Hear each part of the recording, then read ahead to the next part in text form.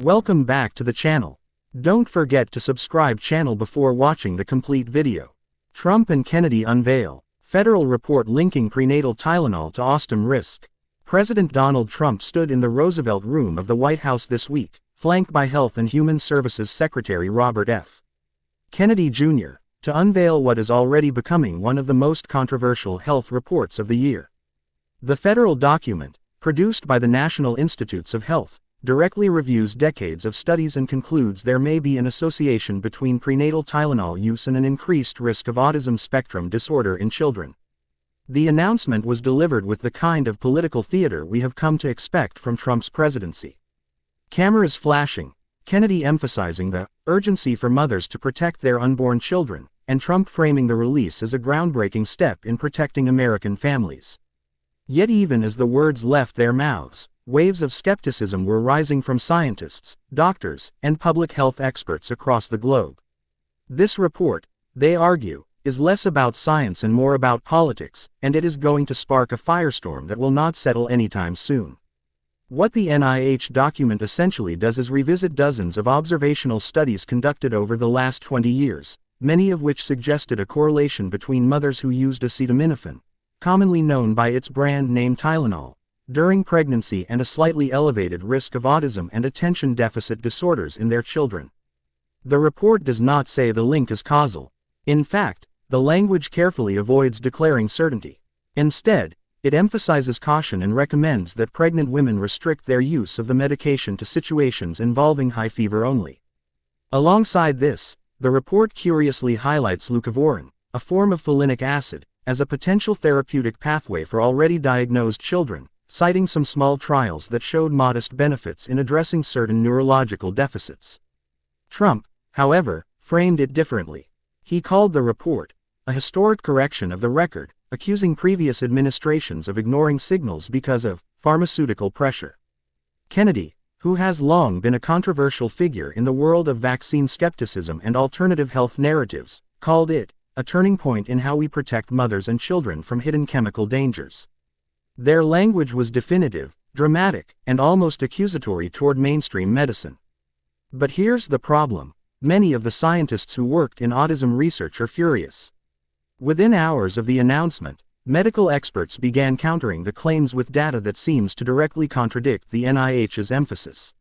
One of the most cited rebuttals comes from a 2024 Swedish study involving an astonishing 2.5 million children.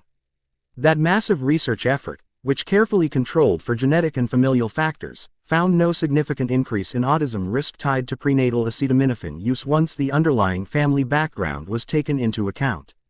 The conclusion was clear: while earlier studies may have shown weak correlations, these disappeared when stronger scientific controls were applied. So why is the NIH report choosing to emphasize older, more uncertain observational data over newer, large-scale genetic studies? That is the heart of the controversy. Critics argue that Kennedy's presence, and Trump's political motivations, may have heavily influenced the tone and presentation of the findings. After all, Trump has built a campaign narrative around being the outsider who takes on big pharma, and Kennedy has made his name by challenging mainstream consensus on vaccines, chemicals, and public health policy. To many, this joint announcement feels less like an impartial scientific update and more like a political stunt designed to energize a particular voter base that is skeptical of pharmaceutical companies and distrustful of official medical guidance. But let us not dismiss this issue entirely as politics. There is a reason Tylenol has come under scrutiny in scientific literature. Acetaminophen is one of the most widely used medications in the world, considered safe for decades, yet its exact mechanism in the body remains somewhat mysterious. Unlike drugs that have clear pathways of action, acetaminophen seems to affect multiple systems, including neurotransmitters, liver enzymes, and possibly even the developing brain. Some researchers have long worried that heavier prolonged use during critical periods of pregnancy could have subtle effects on fetal development. It is not conspiracy to say more study is needed. The problem is that observational data can only take us so far. Pregnant women who take Tylenol might also share other risk factors, such as underlying health conditions, stress, or environmental exposures, that could confound results. Only randomized controlled trials could offer real clarity, but such trials are almost impossible in this context, since you cannot ethically assign pregnant women to take or avoid medications purely for experimental purposes. This leaves us with associations, not proof, and it is in this gray zone that politics often thrives. By elevating a cautious scientific question into a sweeping political announcement, Trump and Kennedy may have opened the door to mass confusion among parents. Already, social media is full of anxious posts from expecting mothers asking whether they should throw away their Tylenol bottles, whether they have already harmed their babies, and whether they can trust their doctors. Pediatricians across the country are scrambling to reassure patients that acetaminophen, when used appropriately, remains the safest fever-reducing option during pregnancy, far preferable to alternatives like ibuprofen, which are known to cause harm in later trimesters.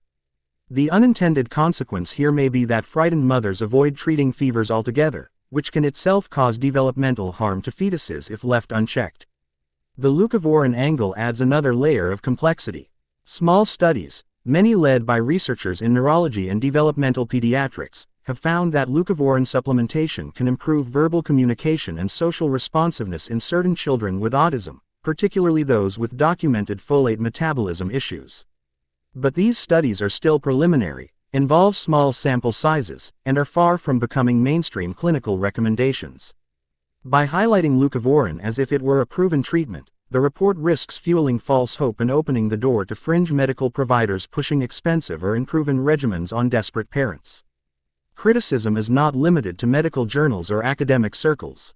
Even political commentators are weighing in, pointing out how Trump seems to be blending public health announcements with campaign messaging in a way no other president has. The optics of standing with Kennedy, a figure loved by some but deeply distrusted by mainstream science, signal a deliberate move to capture voters disillusioned with traditional medicine. It is, in essence, part of the larger, anti-establishment, narrative that Trump thrives on. Yet, in this case, the collateral damage could be mothers and children caught between fear and misinformation. International response has also been swift. European health agencies, already cautious about acetaminophen use but far more measured in their messaging, warned against overreaction. In Sweden, the same scientists who produced the 2024 study expressed frustration that their research was effectively brushed aside in favor of weaker evidence. In the UK, the Royal College of Obstetricians and Gynecologists issued a statement reaffirming that acetaminophen remains the recommended pain relief for pregnant women when necessary. In Australia and Canada, health ministries moved quickly to issue public advisories, warning against panic but acknowledging ongoing studies. The global consensus seems to be, yes, study the question more, but do not sensationalize uncertain science into political theater. The irony here is that Trump and Kennedy may have just reignited one of the most fraught scientific debates of the last decade, but in doing so, they may have undermined the very credibility of the NIH. Many researchers now worry that scientific reports will be seen as politically motivated rather than evidence-based. If the public perceives the NIH as just another political mouthpiece, the consequences for future health crises could be severe. Trust, once lost, is almost impossible to rebuild. For families already living with autism, this announcement has stirred painful emotions.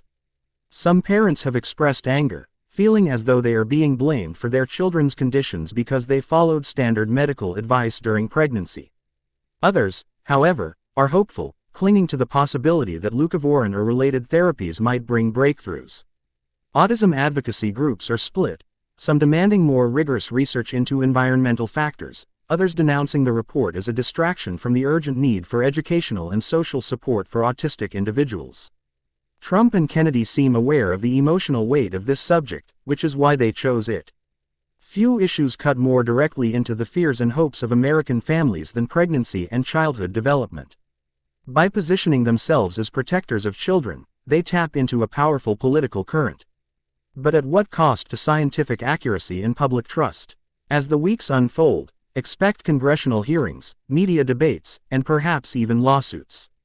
Pharmaceutical companies will defend acetaminophen's reputation, advocacy groups will demand clarity, and doctors will be caught in the middle trying to give the best possible advice to anxious patients.